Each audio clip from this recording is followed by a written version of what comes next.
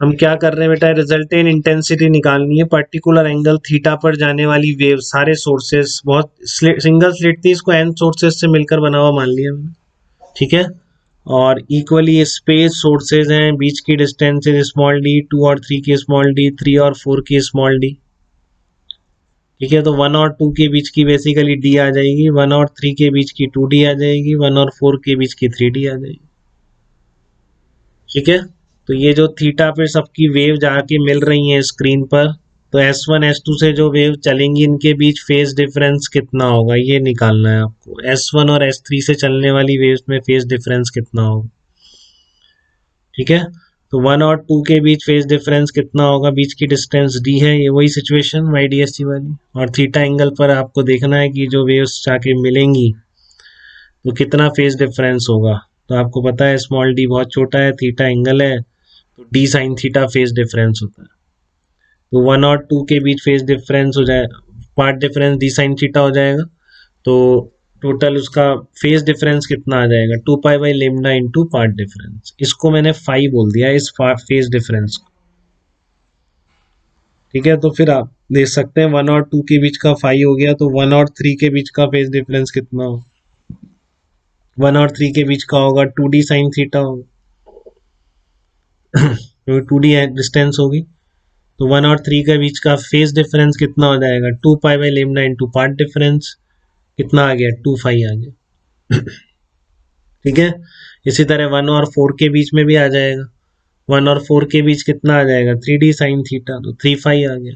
तो 1 और n के बीच फेज डिफरेंस कितना आ जाएगा, n-1 इंटू फाई आ जाएगा,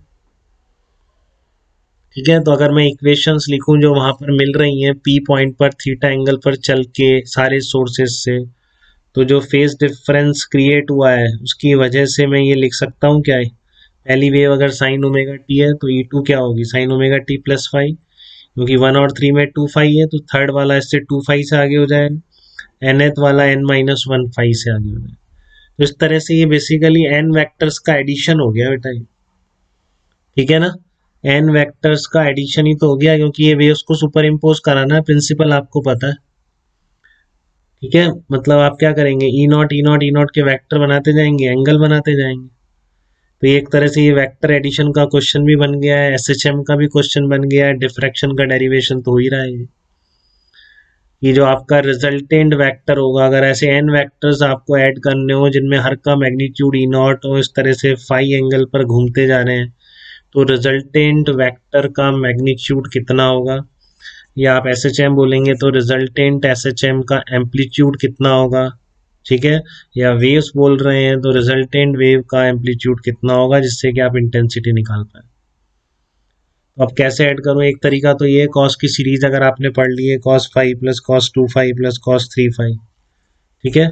लेकिन मैं उससे नहीं कर रहा हूँ, मैं और ही सिंप्लीफाइड मेथड कर रहा हूँ, सबके समझ आ जाए बिल्कुल, ठीक है। तो उसको मैं वेक्टर एडिशन से पॉलीगन लॉ से कर रहा हूँ बहुत सिंपली। देखिए polygon law, more than 2 vectors आपको ऐड करने, तो ट्राइंगल लॉ से काम नहीं चलेगा, पॉलीगन लॉ आपको यूज करना पड़ेगा। तो कौन से वेक्टर्स हैं, एक तो E0, ये वाला एडिशन है बेटा। आप देखिए बिल्कुल वेक्टर एडिशन पे गिर गए हैं अपन, बिल्कुल शुरुआत आपके 11th-12th की फिजिक्स की, 5 5 5 इस तरह से n तक है ये, ठीक है ना। इन सारे वेक्टर्स को ऐड करना है आपको, मैग्नीट्यूड सबका E0 है, एंगल एक दूसरे के साथ फाई बना रहे हैं हर। तो कैसे ऐड करें, पॉलीगन ड्रॉ कर रहा हूँ, बहुत ही सिंपल है, ध्यान से देखेंगे तो। एक ये ड्रॉ कर दिया मैंने, एक ये ड्रॉ कर दिया, इस तरह से ड्रॉ करते जाना, ठीक है ना। तो लास्ट में आपको पता है पॉलीगन लॉ क्या कहता है, कि जो लास्ट साइड होगी that will be the resultant, ये कहता है आपका polygon law, last side of the polygon will represent the resultant. तो मैंने यहाँ पर एंगल बनाना शुरू किया इनका, इस तरह से ये सब आइडेंटिकल बनते जा रहे हैं, इस तरह से रेगुलर पॉलीगन बनता जा रहा है। तो एंगल दोनों वेक्टर्स के बीच का, ये दोनों वेक्टर्स का मैग्नीट्यूड E0 है, इनके बीच का एंगल फाई है, ठीक है। तो ये आपका एंगल कितना हो जाएगा, फाई हो जाएगा। ये जो साइड है सब बराबर होंगी, रेगुलर पॉलीगन बन रहा है क्योंकि सबके मैग्नीट्यूड बराबर है, एंगल सेम घूमते जा रहे हैं, ठीक है। जो रिजल्टेंट है वो ये आपका ये वाली साइड है, तो ये भी मैग्नीट्यूड लेंथ तो ई नॉट इन सबकी, ये ई आर आपको निकालनी है रिजल्टेंट। बट ये सब ई नॉट के वेक्टर्स। देखिए इस पॉलीगन बनाने में दिक्कत तो नहीं किसी। तो क्या ये एंगल निकाल सकते हैं कि आप ये वाला एंगल कितना होगा अल्फा? क्या ये अल्फा एंगल निकाल सकते हैं आप लोग? बिल्कुल निकाल सकते हैं। या फाई बोल दो इसको, फाई बोला है मैंने शायद, फाई बोल दिया मैंने इसको। और ये अल्फा मान लेते हैं, ये अल्फा है तो ये अल्फा है तो ये भी अल्फा होंगे, सारे सेम चल रहे हैं। ये फाई इन टर्म्स ऑफ, अच्छा इसको फाई क्यों बोला अपन ने, फाई बोला, क्या कर रहा हूँ, तो थीटा बोल देते हैं इसको, थीटा एंगल। ठीक है, तो ये थीटा हो गया। तो इस तरह का ट्राइंगल बन रहा है आपका, ये भी ट्राइंगल है, ये एंगल थीटा है, ये अल्फा मान लिया मैंने, और ये भी अल्फा है, ये फाई है। तो फाई को तो थीटा की टर्म में लिख ही सकते हैं, कैसे भी समझ लो आप, theta plus two alpha equals to pi, एक ही ट्राइंगल के एंगल्स है। और two alpha plus phi equal to pi, एक ही लाइन के एंगल्स है। ठीक है, तो टू अल्फा की जगह रख दो पाई माइनस फाई, तो क्या निकल के आ रहा है आपका, theta will be equal to phi. ये सबसे पहली बात। इस तरह का रेगुलर पॉलीगन अगर बनता जा रहा है तो theta will be equal to phi. ठीक है, तो अब बहुत सिंपल चीजें हैं। ये जो आपका आइसोसेलेस ट्राइंगल बन रहा है यहाँ पर, ये आपका आर है, ये आपका आर है, ये लेंथ आपकी ई नॉट है।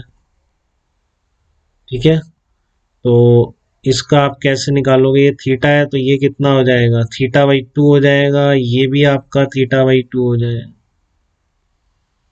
तो ई नॉट लिख दो, आपका ई नॉट इस स्मॉल आर की टर्म में आ जाएगा, two r sine theta by two, या थीटा फाइव के बराबर है तो फाइव बाई टू।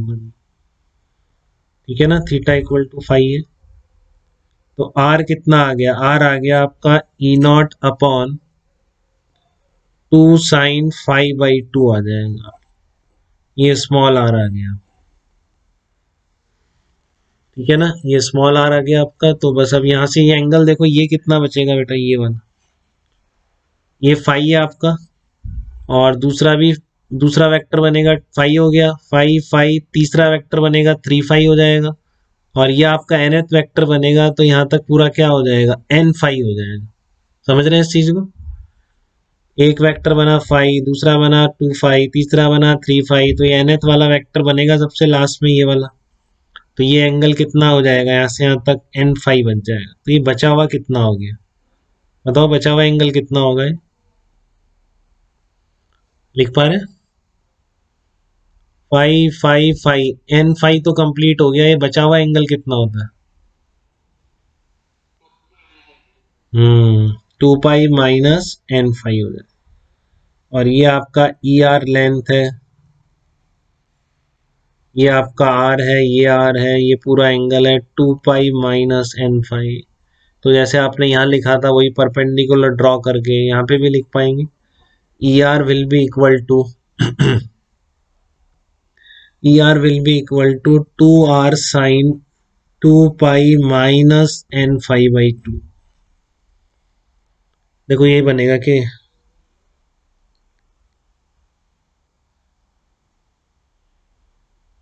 ये क्या हो जाएगा, two r sine pi minus theta n five by. तो आप आर की वैल्यू रख दीजिए और इसको ओपन कर दीजिए, तो कितना आ जाएगा आपके पास, टू आर की वैल्यू यहां से रखने के बाद e naught sine N five upon two upon sine five by two. ये आपको याद रखना है बेटा, एकदम नहीं भूलना है, आज के बाद बता रहा हूँ, बहुत इंपॉर्टेंट है। रिजल्टेंट वेक्टर का मैग्नीट्यूड इस सिचुएशन में कितना आता है, E naught sine N five by two upon five by two. अब आपको बोल दो 50 वेक्टर्स हैं, तो आप चेक कर सकते हो कि उनका सम जीरो है या नहीं। इस तरह के 50 वेक्टर्स हैं, कब होगा, जब क्लोज पॉलीगन बना देंगे। या फिर इसमें रख के देख लो, n five by two equals two pi कर दो। जैसे आपको तीन का पता है कि तीन वेक्टर, इतना सबको पता है कि अगर 120 डिग्री 120 डिग्री पर तीन वेक्टर घूम जाए तो सम जीरो होता है कि नहीं होता, याद है किसी को इतना, एक सम 120 ऑर्डर बिल्कुल साइक्लिक ऑर्डर हो, 120 डिग्री एंगल बनाते जाए तो सम जीरो होता है, तो आप इसे चेक कर सकते हैं। ठीक है, n5/2, n5/2 equals two pi कर दो, तो n5/2 इक्वस टू अगर पाई होगा तो जीरो हो जाएगा रिजल्टेंट, और n को 3 डाल दो अगर, तो फाई कितना आ रहा है, वही 120 डिग्री आ रहा है।